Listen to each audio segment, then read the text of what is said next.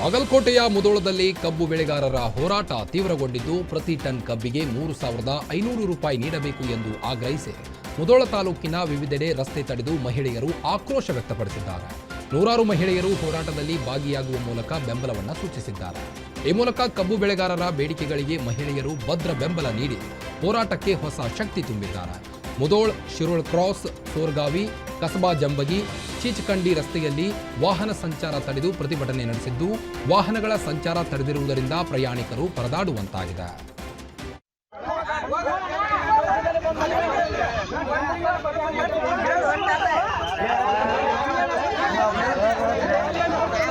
ಅದೇನಾ ಚರ್ಚೆ ಪರಿಚಯ ಏನು ಮಾಡಬೇಡ್ರಿ. ಆಡು ಸಾಬ್ರಿ ಇಲ್ಲ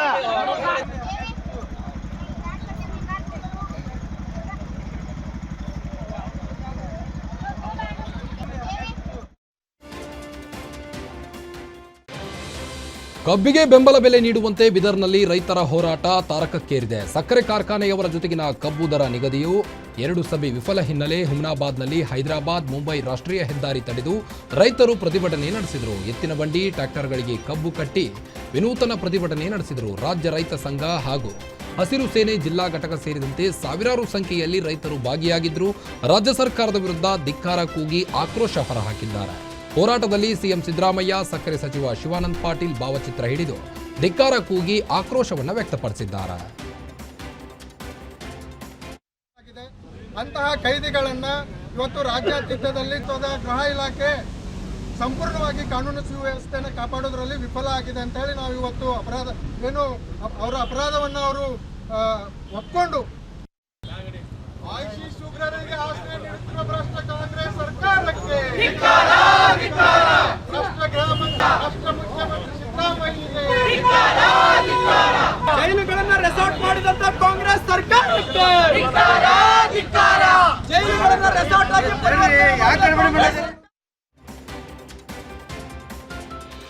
ಸಕ್ಕರೆ ಕಾರ್ಖಾನೆಗಳಿಗೆ ಸಡ್ಡು ಹೊಡೆದು ಹೊಸ ಕಾರ್ಖಾನೆಯೊಂದು ಪ್ರತಿ ಕಬ್ಬು ಟನ್ನಿಗೆ 3,400 ರೂಪಾಯಿ ಕೊಡಲು ನಿರ್ಧರಿಸಿದೆ. ಚಿಕ್ಕೋಡಿಯಲ್ಲಿ ವೆಂಕಟೇಶ್ವರ ಸಕ್ಕರೆ ಕಾರ್ಖಾನೆ ಮಾಲೀಕರು ಹೊಸ ದರ ಘೋಷಿಸಿದ್ದಾರೆ. ರಾಜ್ಯದ ಸಕ್ಕರೆ ಕಾರ್ಖಾನೆಗಳಿಗೆ ನಿಪ್ಪಾಣಿ ತಾಲೂಕಿನ ಬೇಡಿಕಿಹಾಳ್ ಗ್ರಾಮದಲ್ಲಿರುವ ಕಾರ್ಖಾನೆ ಮಾಲೀಕರು ಪ್ರತಿ ಟನ್ ಕಬ್ಬಿಗೆ 3,400 ರೂಪಾಯಿ ಘೋಷಣೆ ಮಾಡಿದ್ದಾರೆ. ರೈತರ ಹೋರಾಟಕ್ಕೆ ಮಣಿದಿದ್ದ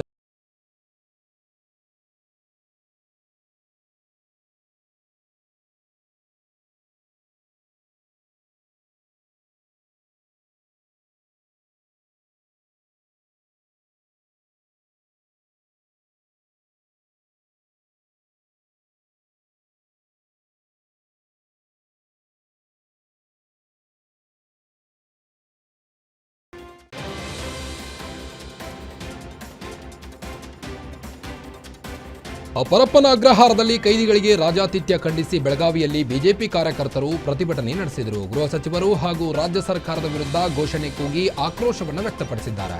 ಈ ವೇಳೆ ಎಸ್ಪಿ ಕಚೇರಿಗೆ ನುಗ್ಗಲು ಯತ್ನಿಸಿದ ಬಿಜೆಪಿ ಕಾರ್ಯಕರ್ತರನ್ನ ಮಾರ್ಕೆಟ್ ಠಾಣೆಗೆ ಪೊಲೀಸರು ವಶಕ್ಕೆ ಪಡೆದಿದ್ದಾರೆ. ದೆಹಲಿಯ ಕೆಂಪುಕೋಟೆ ಬಳಿ ಕಾರು ಬ್ಲಾಸ್ಟ್ ಪ್ರಕರಣ ಹಿನ್ನೆಲೆ ಶಿವಮೊಗ್ಗದಲ್ಲಿ ಕೇಂದ್ರ ಗೃಹ ಸಚಿವ ಅಮಿತ್ ಶಾ ವಿರುದ್ಧ ಪ್ರತಿಭಟನೆ ನಡೆಸಲಾಯಿತು. ಶಿವಮೊಗ್ಗದ ಮುಖ್ಯ ಅಂಚೆ ಕಚೇರಿ ಮುಂದೆ ಶಿವಮೊಗ್ಗ ಜಿಲ್ಲಾ ಕಾಂಗ್ರೆಸ್ ಯುವ ಘಟಕದ ಪ್ರತಿಭಟನೆ ನಡೆಸಿದರು. ಉಗ್ರರ ದಾಳಿ ತಡೆಯಲು ಗೃಹ ಸಚಿವ ಅಮಿತ್ ಶಾ ವಿಫಲರಾಗಿದ್ದಾರೆ ಅಂತ ಕಿಡಿಕಾರಿದ್ರು. ಇನ್ನು ಕಾಂಗ್ರೆಸ್ ಮಹಿಳಾ ಯುವ ಘಟಕದಿಂದ ಅಮಿತ್ ಶಾಗೆ ಬಳೆಗಳನ್ನು ಪೋಸ್ಟ್ ಮಾಡಲಾಗಿದೆ. ಅಮಿತ್ ಶಾರನ್ನ ಸಚಿವ ಸ್ಥಾನದಿಂದ ವಜಾಗೊಳಿಸಲು ಒತ್ತಾಯಿಸಿದ್ದಾರೆ. ಕಾಂಗ್ರೆಸ್ ಕಾರ್ಯಕರ್ತರು ರಾಷ್ಟ್ರಪತಿಯವರು ಅಮಿತ್ ಶಾ ರಾಜೀನಾಮೆ ಪಡೆಯಬೇಕೆಂದು ಆಗ್ರಹಿಸಿದ್ದಾರೆ.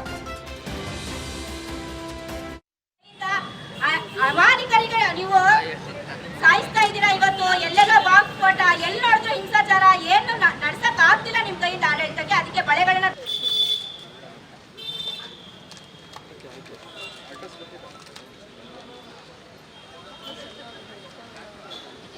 ಅಡ್ರೆಸ್ ಶ್ರೀಕಾಂತ್ ಬರೆದ್ಬಿಟ್ಟಾರ.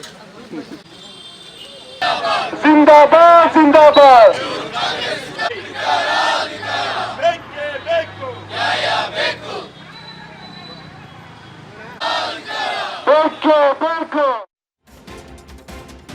ದೆಹಲಿಯ ಕೆಂಪುಕೋಟೆ ಬಳಿ ಸಂಭವಿಸಿದ್ದ ಕಾರು ಸ್ಫೋಟ ಪ್ರಕರಣ ಬೆನ್ನಲ್ಲೇ ಕಾರವಾರದಲ್ಲಿ ಹೈ ಅಲರ್ಟ್ ಘೋಷಣೆ ಮಾಡಲಾಗಿದೆ. ಇಲ್ಲಿನ ಎಸ್ಪಿ ದೀಪನ್ ಅವರು ಸೂಕ್ಷ್ಮ ಪ್ರದೇಶಗಳಲ್ಲಿ ಪ್ಯಾಟ್ರೋಲಿಂಗ್ಗೆ ಸೂಚನೆ ಕೊಟ್ಟಿದ್ದಾರೆ. ಕಾರವಾರ ಬಂದರು ಸೇರಿದಂತೆ ಜಿಲ್ಲೆಯ ವಿವಿಧ ಬಂದರು, ರೈಲ್ವೆ ಸ್ಟೇಷನ್, ಬಸ್ ಸ್ಟ್ಯಾಂಡ್ ಮುಂತಾದ ಸೂಕ್ಷ್ಮ ಪ್ರದೇಶಗಳಿಗೆ ಪೊಲೀಸರು ಭೇಟಿ ನೀಡಿ ಪರಿಶೀಲನೆ ನಡೆಸಿದ್ದಾರೆ. ಕಾರವಾರದ ಕ್ರಿಮ್ಸ್ ಆಸ್ಪತ್ರೆಯ ಆವರಣ ಬಂದರು ಪ್ರದೇಶಗಳಲ್ಲಿ ಎಸ್ಪಿಯವರು ಖುದ್ದು ಪರಿಶೀಲನೆ ನಡೆಸಿದ್ದಾರೆ.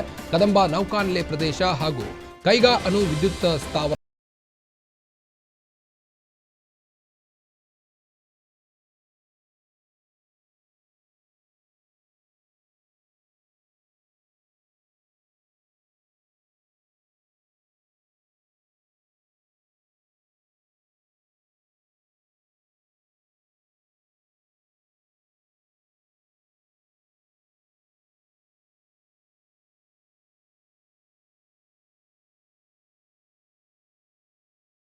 ಘಟನೆ ನಡೆದಿದ್ದು ಕಡೇಚೂರು ಬ್ಯಾಡಿಯಾಳ್ ಕೈಗಾರಿಕಾ ಪ್ರದೇಶದ ಕೈಗಾರಿಕೆಗಳಿಂದ ವಿಷಪೂರಿತ ತ್ಯಾಜ್ಯ ನೀರು ಹಳ್ಳಕ್ಕೆ ಬಿಡುಗಡೆಯಾಗುತ್ತಿದ್ದು ಹಳ್ಳದ ನೀರಿನಲ್ಲಿರುವ ಮೀನುಗಳು ತ್ಯಾಜ್ಯ ನೀರು ಸೇವಿಸಿ ಸಾವನ್ನಪ್ಪುತ್ತಿವೆ.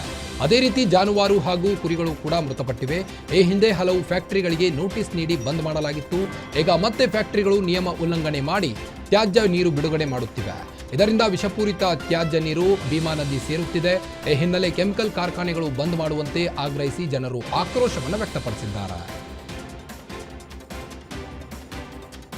ತುಮಕೂರು ಪ್ರವಾಸಿ ಮಂದಿರದಲ್ಲಿ ಲಂಚ ಪಡೆಯುತ್ತಿದ್ದ ವೇಳೆ ಲೋಕಾಯುಕ್ತ ಕೈಗೆ ಸರ್ಕಾರಿ ಅಧಿಕಾರಿಗಳು ಸಿಕ್ಕಿಬಿದ್ದಿದ್ದಾರೆ. ಸರ್ಕಾರಿ ಕನ್ನಡ ಮತ್ತು ಉರ್ದು ಕಟ್ಟಡ ರಿಪೇರಿ ಕಾಮಗಾರಿ ಬಿಲ್ ಮಾಡಿಕೊಡಲು ಅಧಿಕಾರಿಗಳು ಲಂಚಕ್ಕೆ ಬೇಡಿಕೆ ಇಟ್ಟಿದ್ರು.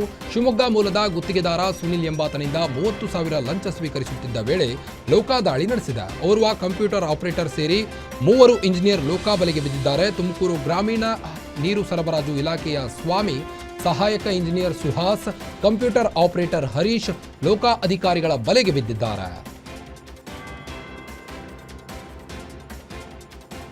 ಹಳೆ ದ್ವೇಷದ ಹಿನ್ನೆಲೆ ನಗರಸಭೆ ಮಾಜಿ ಅಧ್ಯಕ್ಷೆ ಮೇಲೆ ಮಾರಣಾಂತಿಕ ಹಲ್ಲೆ ನಡೆಸಿದ್ದಾರೆ. ಯಾದಗಿರಿಯ ಗ್ರೀನ್ ಸಿಟಿ ಬಳಿ ಘಟನೆ ನಡೆದಿದ್ದು ನಡು ರಸ್ತೆಯಲ್ಲೇ ಕಾರು ಅಡ್ಡಗಟ್ಟಿ ಅಂಜಲಿ ಕಂಬಾನೂರ್ ಮೇಲೆ ಕೊಡಲಿಯಿಂದ ಹಲ್ಲೆ ನಡೆಸಿ 5 ದುಷ್ಕರ್ಮಿಗಳು ಎಸ್ಕೇಪ್ ಆಗಿದ್ದಾರೆ. ಸಮಾಜ ಕಲ್ಯಾಣ ಇಲಾಖೆಯ ಎಸ್ಡಿಎ ಕೂಡ ಆಗಿದ್ರು. ಈ ಹಿಂದೆ ಅಂಜಲಿ ಪತಿ ಗಿರೀಶ್ ಕೊಲೆಯಾಗಿತ್ತು. ಪತಿ ಕೊಲೆ ನಂತರ ಅನುಕಂಪದ ಆಧಾರದಲ್ಲಿ ಸರ್ಕಾರಿ ನೌಕರಿ ಸಿಕ್ಕಿತ್ತು. ಹಳೆ ದ್ವೇಷ ಮತ್ತು ಆಸ್ತಿ ವಿಚಾರವಾಗಿ ಕೊಲೆ ಮಾಡಲು ಯತ್ನಿಸಿದ್ದಾರೆ ಎಂದು ಶಂಕೆ ವ್ಯಕ್ತವಾಗಿದೆ. ಗಂಭೀರ ಗಾಯಗೊಂಡ ಅಂಜಲಿಗೆ ಕಲಬುರಗಿ ಆಸ್ಪತ್ರೆಯಲ್ಲಿ ಚಿಕಿತ್ಸೆ ನೀಡಲಾಗುತ್ತಿದೆ. ಸ್ಥಳಕ್ಕೆ ಯಾದಗಿರಿ ನಗರ ಪೊಲೀಸರು ಭೇಟಿ ನೀಡಿ ಪರಿಶೀಲನೆ ನಡೆಸಿದ್ದಾರೆ.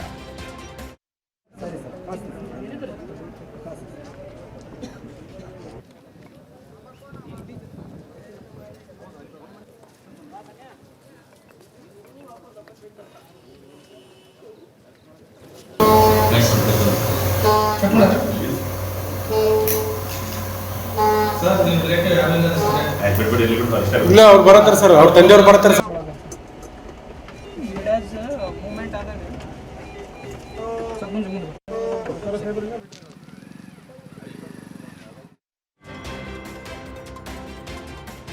ರಾಯಚೂರಿನಲ್ಲಿ ಬೆಳ್ಳಂಬೆಳಗ್ಗೆ ಜೆಸಿಬಿ ಗರ್ಜನೆ ಜೋರಾಗಿತ್ತು. ರಸ್ತೆ ಬದಿಯಲ್ಲಿ ಅಕ್ರಮವಾಗಿ ನಿರ್ಮಿಸಿದ ಶೆಡ್ ಮತ್ತು ಅಂಗಡಿಗಳು ತೆರವು ಮಾಡಲಾಯಿತು. ಸಿರವಾರ ಪಟ್ಟಣದಲ್ಲಿ 10 ವರ್ಷಗಳಿಂದ ರಸ್ತೆ ಬದಿ ಅಂಗಡಿಗಳನ್ನು ಹಾಕಿಕೊಂಡು ಜನಜೀವನ ಸಾಗಿಸುತ್ತಿದ್ದರು. ಇನ್ನು ಪಟ್ಟಣ ಪಂಚಾಯತ್ನಿಂದ ಅಂಗಡಿಗಳನ್ನು ತೆರವುಗೊಳಿಸಲು ನೋಟಿಸ್ ನೀಡಲಾಗಿತ್ತು.